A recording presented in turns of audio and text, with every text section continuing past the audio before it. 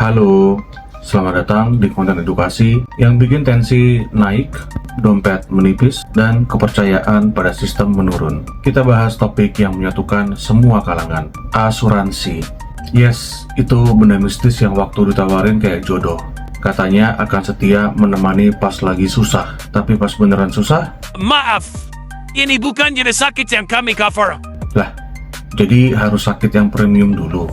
Melalui surat edaran Otoritas Jasa Keuangan yang diterbitkan pada 19 Mei 2025, OJK secara resmi mewajibkan penerapan skema co-payment atau pembagian risiko bagi seluruh produk asuransi kesehatan komersial. Aturan ini akan berlaku efektif mulai 1 Januari 2026, mengharuskan pemegang polis untuk menanggung minimal 10% dari total nilai klaim dengan batasan maksimal tertentu. Romantis banget gak sih? Sakit bareng, bayar bareng.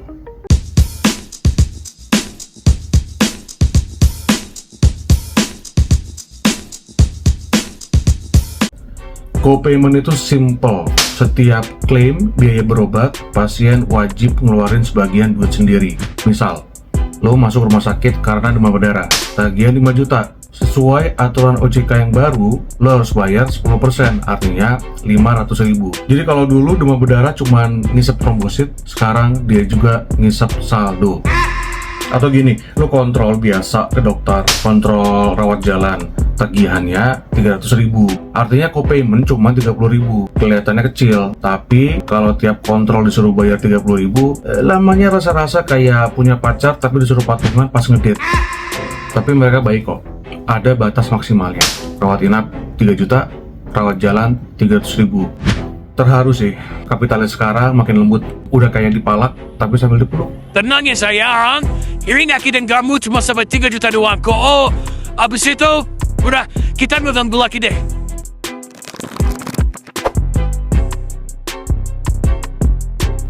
OJK bilang tujuan co-payment ini untuk mengendalikan moral hazard. Konsepnya gini, kalau lu disuruh bayar sedikit, lu bakal mikir 2 kali sebelum klaim. Jadi logikanya, kalau sakit tapi harus bayar 30.000, rakyat bakal jadi lebih bijak dan sehat. Masalahnya hidup kita aja udah hazard dari lahir.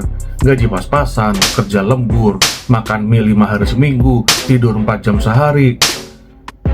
Kalian kira kita ke dokter karena iseng? Karena kangen tanya? Gimana tensinya dok? Enggak cuy, kita ke dokter karena badan kita udah kayak wifi, suka disconnect sendiri. Katanya lagi, co-payment ini juga buat mengendalikan inflasi medis. Inflasi medis di Indonesia tuh ngeri, 2024 10%, 2025 diproyeksi tembus 16,5%, sedangkan rata-rata global cuma 6,4%. Inflasi segitu tuh bukan karena rakyat hobi sakit bro, tapi karena harga hand sanitizer aja udah kayak serum anti-aging, suntik vitamin 500.000, tes darah 1,2 juta. Dan solusi OJK apa? Ya udah, pasiennya disuruh ikut bayar aja, biar inflasinya nggak jadi-jadi. Ini kayak rumah kebakaran. Terus solusi pemerintah, Gimana kalau kita siram api pakai ember, tapi embernya kami yang beli?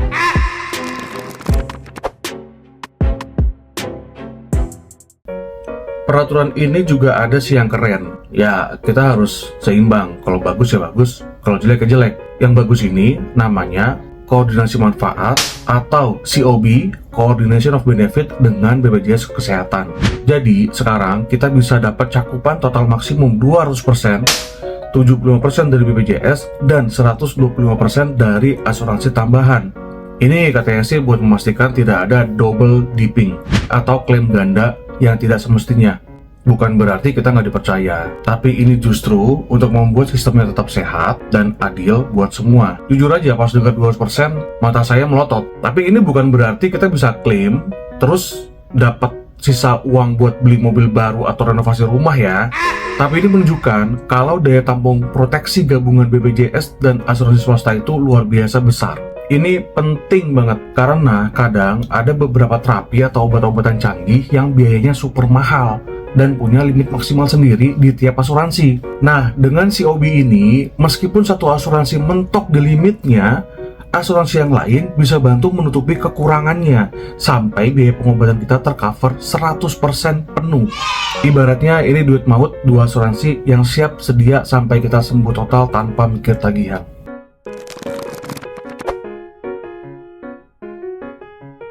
YLKI bilang, aturan ini merugikan nasabah yang sudah terikat kontrak dan ini adalah perubahan mendadak yang cenderung merugikan.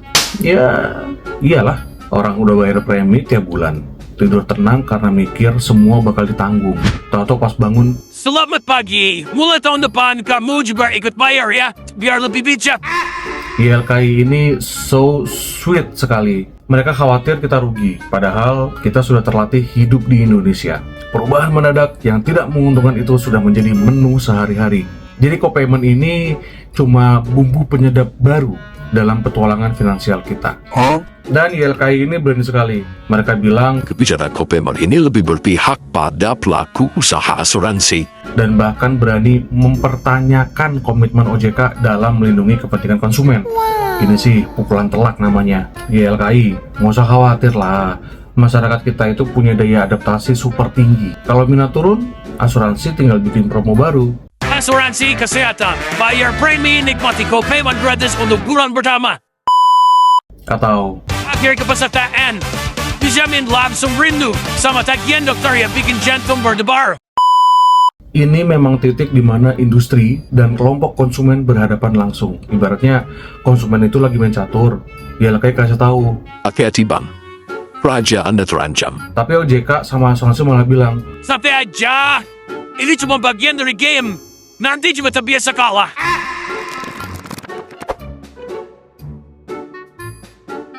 congor pejabat OJK, woles banget. Dia bilang, Tenang kok, co-payment bisa aja ditanggung perusahaan.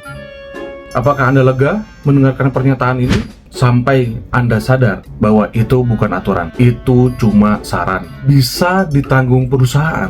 Itu kayak bilang, Tenang, biar nikah bisa kok bertanggung mertua. Asal mertuanya sultan dan kamu calon anak kesayangan. realitanya perusahaan aja ngasih THR masih nyicil. Masa mau disuruh bayarin co-payment karyawan juga? Udah gitu yang ngomong ini pejabat OJK di acara diskusi sama media. Diskusi ya, bukan rapat. Jadi vibe-nya kayak gini. Menurut kami sih dia lebih gitu ya, tapi realisasinya, kamu cuma lempar wacana doang.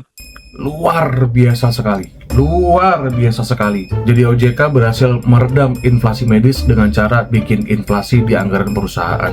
Jenius sekali. Ini bukan cuma mengendalikan inflasi, ini namanya melempar tanggung jawab dengan elegan. Udah kemarin BSU ngelempar tanggung jawab ke HR. Sekarang ini ngelempar tanggung jawab finansial ke perusahaan. Bravo. Dan bisa jadi ini akan menjadi sebuah karma instan buat asuransi. Setelah pusing bikin aturan co-payment biar kita ikutan nombok dan bangga bisa mindahin beban inflasi ke kantong perusahaan, tiba-tiba muncul plot twist. Korporasi besar yang punya dana segunung malah lagi mikirin self-insurance atau menanggung resiko sendiri. Dan ini sebetulnya menawarkan fleksibilitas yang lebih besar. Ngapain kita harus bayar premi ke asuransi? Ngapain kita harus co-payment? Mending duitnya kita kelola sendiri aja. Dan mulailah berkembang biak yang namanya Administration Services Only alias ASO, di mana perusahaan bisa bekerja sama dengan third party administrator. Bukan asuransi, di mana third party administrator ini bisa bantu bayarin ke rumah sakit. Ya bisa aja tetap dengan konsep co-payment atau enggak, tapi yang pasti harganya jauh lebih murah daripada premi asuransi. Ini bisa jadi game changer, bukan buat konsumen, tapi buat asuransi yang tiba-tiba sadar. What? Kita udah besar lagi ya? Dan nanti ketika jumlah peserta turun, asuransi bakal bilang, Kenapa realitas turun sih? terus dijawab, Lah bro, lu bikin sistem makin ribet, makin mahal, terus kaget ditinggal. Ini bukan toxic relationship, tapi udah mirip bisnis yang ghosting pelanggan pakai regulasi.